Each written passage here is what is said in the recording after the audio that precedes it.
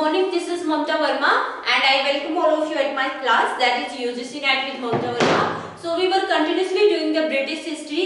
Last class में हमने पुरिटन as है उसको कंप्लीट किया था with the writer John Bunyan. John Bunyan को लास्ट क्लास में हमने डिटेल में डिस्कस किया था और उसी के साथ पुरिटन एज है उसको कंप्लीट किया था. नेक्स्ट जो एज है that is very very important of the British history, that is restoration age. Okay, so restoration age है, it came after the Puritan age. British history की जितनी भी एज है उनका टाइम पीरियड है वो भी काफी इंपॉर्टेंट है. एग्जाम में हर बार एक क्वेश्चन, नेट का एग्जाम हो या किसी गेट का है शेट वगैरह का, उसमें हमेशा एक क्वेश्चन है वो एज से पूछा जाता है. तो आपको एज के साथ साथ कौन उस टाइम में रूल कर रहा था ब्रिटेन पे, ठीक है, कौन किंग था, ये भी आपको ध्यान में रखना है. तो रेस्टोरेशन एज का टाइम पीरियड 1660 टू 1700 है और यहाँ चार्ल्स सेकंड है वो किंग थे. Charles second was the king of England during the restoration period. Now सबसे पहले what is the mean of restoration. Exam में क्वेश्चन आया है, सेट के एग्जाम में एक बार पूछा गया था कि what is the mean of restoration.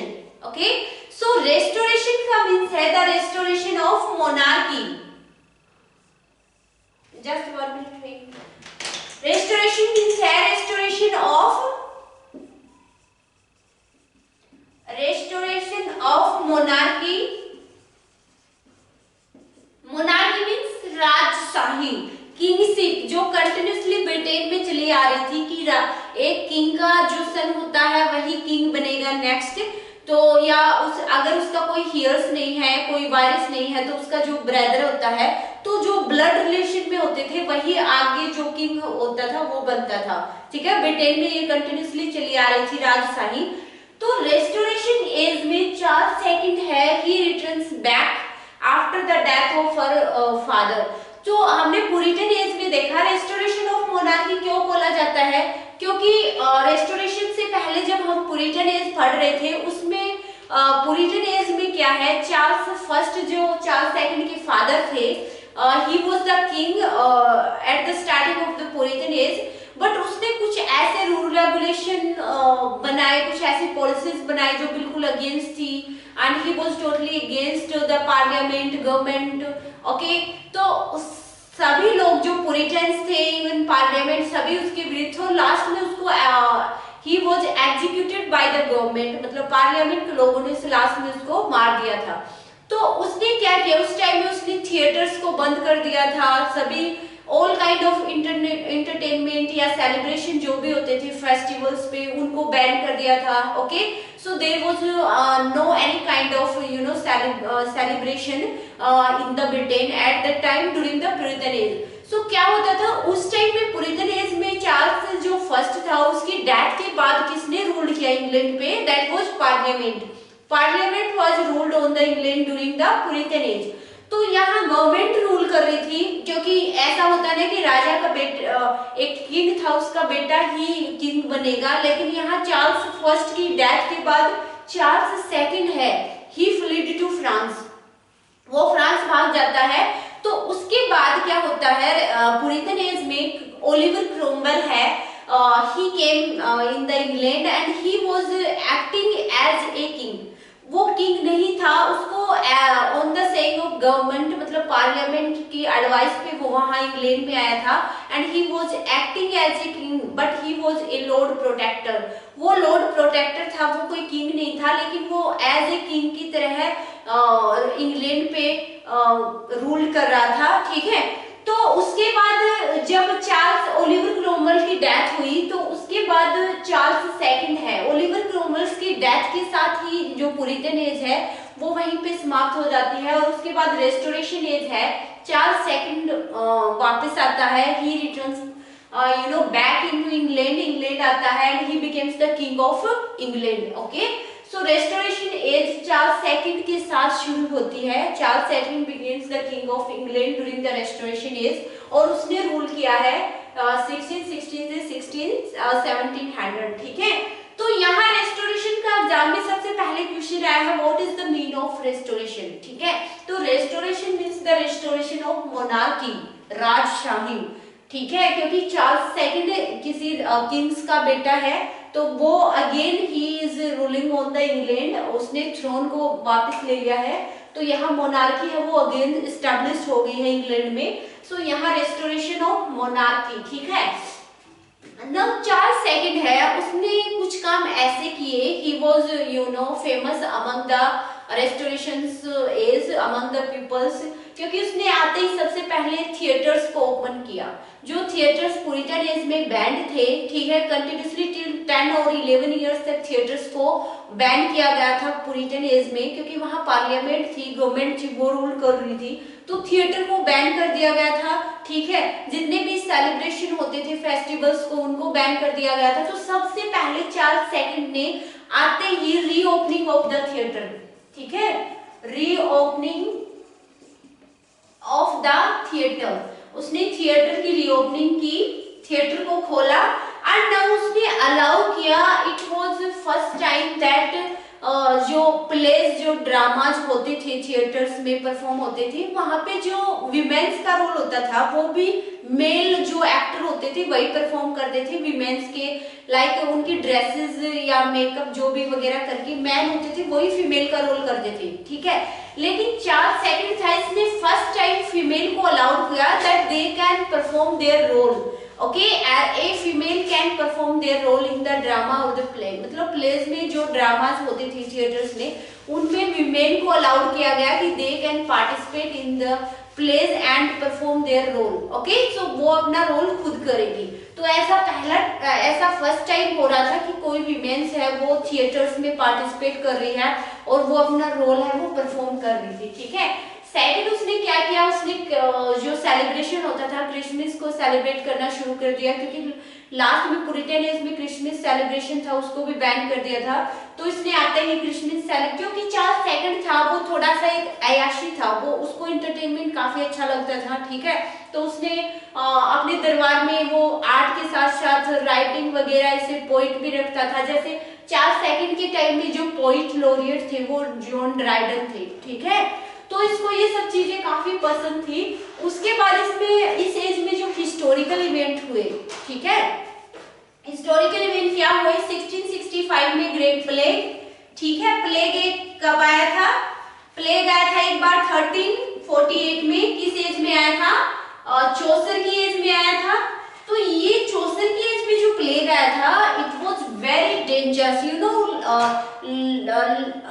लाखों पीपल थे वो इस प्लेग में मारे गए थे। लेकिन यहाँ जो प्लेग आया था 1665 में, ये इतना इफेक्ट नहीं किया लोगों को, क्योंकि यहाँ तक कुछ इन्वेंशन हो गए थे, ठीक है, तो लोगों पे इतना इफेक्ट नहीं हुआ। उसके बाद 1666 में क्या हुआ था, great fire, great fire, okay. Great fire क्या था, कंटिन्यूसली जो लंदन है उसमें कंटिन्यूसली 5 इयर्स तक जो आग है वो जलती रही, और इसमें लाखों का नुकसान और लाखों लोग मारे भी गए थे।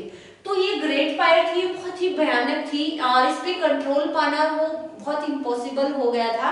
तो ये फायर थी वो कंटिन्यूसली 5 इयर्स तक चलती रही, ठीक है। उसके बाद 1683 में क्या हुआ, चार्ल्स सेकंड क्या हो गए, died, Charles second died, and James second Charles, क्योंकि चार्ल्स सेकंड का कोई खुद का अपना कोई सन नहीं था, उसका हेयर नहीं था, तो उसका भाई था James second. After the death of Charles second he came on the throne. Now James second है, James second is not you know known या फेमस अमंग द पीपल्स।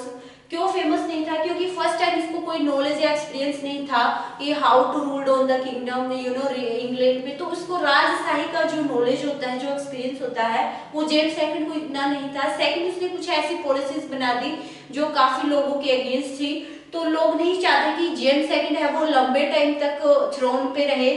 उसके बाद क्या हुआ, 1688 में क्या हुआ, ब्लडलेस रिवॉल्यूशन, ब्लडलेस रिवॉल्यूशन हुआ, ओके, जिसको ग्लोरियस रिवॉल्यूशन भी बोला जाता है, ग्लोरियस रिवॉल्यूशन, ओके। सो क्या था ब्लडलेस रिवॉल्यूशन, 1668 में क्या हुआ कि जो पीपल थे इंग्लैंड के, they were against James second and they request to the William of Orange, William of Orange, okay, William of Orange third, मैं यहां लिख देती हूं, William of Orange third, William of Orange, William of Orange था, ये France से था, okay. So William of Orange कौन था? He was the son in law of James second, James second का सन इन लॉ था। जेम्स सेकंड की जो डॉटर थी, जेम्स सेकंड की डॉटर कौन थी? जस्ट 1 मिनट, मैं रब कर रही हूँ।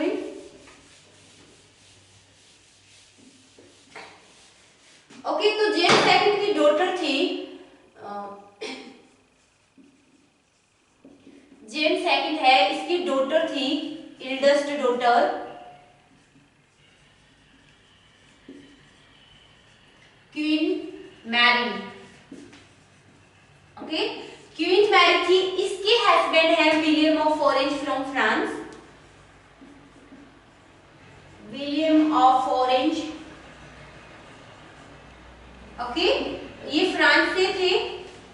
तो क्या किया, लोग क्या हो गए, जेम्स सेकंड के अगेंस्ट थे, तो उन्होंने विलियम ऑफ ऑरेंज से रिक्वेस्ट की कि he came on the England and ruled as a king. तो जेम्स सेकंड ने वहां के कंट्रीमैन्स के कहने पर वो इंग्लैंड में आए और उन्होंने रूल किया। तो यहाँ क्या हुआ, जेम्स सेकंड था, he can't fight against his son in law, क्योंकि यहाँ एक साइड फादर इन लॉ थे, जेम्स सेकंड था, और दूसरी तरफ विलियम ऑफ ऑरेंज उसका सन इन लॉ था, क्योंकि उसकी he is the husband of his eldest daughter, queen Mary का हस्बैंड था विलियम ऑफ ऑरेंज। तो it is not possible to fight with each others, क्योंकि अगर वो विलियम ऑफ ऑरेंज के खिलाफ, अपने खुद के दामाद के खिलाफ अगर फाइट करता है, तो उसकी कंट्री, उसकी जो फैमिली थी वो उसके अगेंस्ट हो जाती, और जो उसके कंट्री वाले कुछ तो उसके अगेंस्ट थे ही, बाकी जो बचे कुछ थे वो भी उसके अगेंस्ट हो जाते। इसलिए इसने क्या, इसीलिए इसको, क्योंकि यहाँ जो चेंजमेंट हुआ था मोनार्की में, ठीक है, वो बहुत ही पीसफुली हुआ था, यहाँ पे कोई लड़ाई नहीं हुई थी, इसीलिए इसको ब्लडलेस या ग्लोरियस रिवॉल्यूशन बोला जाता है। और ये एक बार एग्जाम में क्वेश्चन आया हुआ है, तो आपको इसकी डेट याद रखना है, डेट बहुत इंपॉर्टेंट है। 1668 में जब William of orange he becomes the king of England, तो ये जो मोमेंट हुआ था, चेंजमेंट हुआ था मोनार्की का, from James second to William of Orange, इसको ग्लोरियस रिवॉल्यूशन बोला जाता है, क्योंकि यहाँ पे मतलब उनके पास army was ready, they was ready to attack, but क्या हुआ कि due to the relatives, because उसका जो सन इन लॉ था और उधर फादर इन लॉ थे दोनों, and secondly he is the husband of his own daughter, eldest daughter. So कैसे फाइट कर सकते हैं कोई ससुर और दामाद आपस में, ठीक है। तो यहाँ पीसफुली जो चेंजमेंट हुआ था मोनार्की का, इसलिए इसको ब्लडलेस या ग्लोरियस रिवॉल्यूशन बोला जाता है, क्योंकि ऐसा पहली बार हुआ था कि कोई दूसरा किंग है वो एक थ्रोन पे आ रहा है बगैर फाइट की, ठीक है। सो यहाँ से 1668 से 88 से यहाँ से William of third, William of Orange from France से थे, इन्होंने और with his wife queen Mary rule किया इंग्लैंड पे, ठीक है। तो ये था रेस्टोरेशन जो एज है उसकी हिस्ट्री, क्योंकि आपको हिस्ट्री जानना बहुत जरूरी है। इसीलिए आपने देखा होगा कभी भी कोचिंग सेंटर या जो बुक्स आती हैं इंग्लिश हिस्ट्री की, ब्रिटिश हिस्ट्री की स्पेशली, तो उसमें उसकी हिस्ट्री पहले दे रखी है, कि उसमें हिस्ट्री को पढ़ के ही हमें पता चलता है कि उस टाइम में पोइट कैसे थे, राइटर कैसे थे, क्या वहाँ की पॉलिटिकल, इकोनॉमिक या हिस्टोरिकल सिचुएशन क्या थी, कौन किंग था, क्या उसकी फीचर्स थी रेस्टोरेशन पीरियड की। तो यहाँ जैसे ही विलियम ऑफ ऑरेंज आए फ्रांस से, तो यहाँ जो फ्रेंच लैंग्वेज थी वो फिर से क्या होगी, अलाइव होगी यहाँ लोगों में। फ्रेंच लैंग्वेज काफी फेमस हो गई थी, और यहाँ क्या होगा, फ्रेंच का इफेक्ट है वो टोटली जो हमारे पोइट और जो राइटर थे उस टाइम में, रेस्टोरेशन टाइम में, उनके वर्क में इजिली इफेक्ट देख सकते हैं। तो यहाँ जो रेस्टोरेशन एज में जो प्रोमिनेंट हुआ था जोनराज इंग्लिश लिटरेचर का, ये ड्रामा था, ठीक है, ड्रामा था। फर्स्ट हीरोइक प्ले थे फर्स्ट प्ले में, सेकंड ड्रामे में था comedy of manner, okay. Comedy of manner क्या था, कॉमेडी ऑफ मैनर था कि यहाँ जो अपर क्लास पीपल होते हैं, अरिस्टोक्रेट पीपल होते हैं, उनकी लाइफ वर्क में दिखाया जाता था। ठीक है, तो यहाँ जो 17th सेंचुरीज में जो वहाँ की जो विमेन्स थी, वहाँ की जो अरिस्टोक्रेट पीपल थे, उनकी लाइफ पे बेस्ड होती थी, उनके बिहेवियर्स पे बेस्ड होती थी, उनको कॉमेडी ऑफ मैनर बोला जाता था। ठीक है, सो ये था ड्रामा, काफी मतलब पॉपुलर था रेस्टोरेशन एज में। सो यहाँ मेनली जो ड्रामा था वो दो ही टाइप के थे, एक तो हीरोइक प्लेस था और सेकंड था कॉमेडी ऑफ मैनर। ठीक है, तो कॉमेडी काफी फेमस थी यहाँ रेस्टोरेशन एज में। So that's all about history of the restoration age, और ये काफी है आपको इसका बैकग्राउंड समझने के लिए। सो आपको ये जितनी भी डेट्स मैंने लिखवाई है वो सिर्फ इम्पोर्टेंट है। अगर बहुत ज्यादा डीप में जाए तो हिस्ट्री बहुत लेंथी होती है, किसी भी एज की हिस्ट्री देख लो, लेकिन आपको पढ़ना उतना है जो कि एग्जाम के लिए इम्पोर्टेंट हो। ठीक है, सो दैट्स ऑल।